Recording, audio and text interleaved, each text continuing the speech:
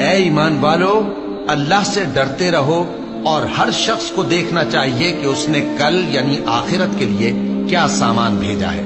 اور ہم پھر کہتے ہیں کہ اللہ سے ڈرتے رہو، بے شک اللہ تمہارے سب اعمال سے خبردار ہے۔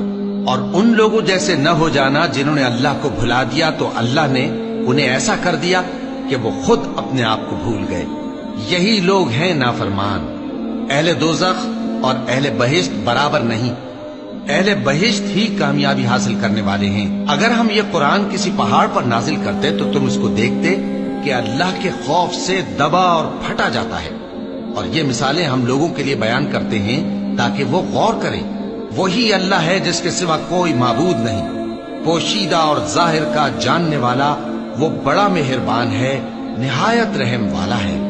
وہی اللہ ہے جس کے سوا کوئی عبادت کے لائق نہیں،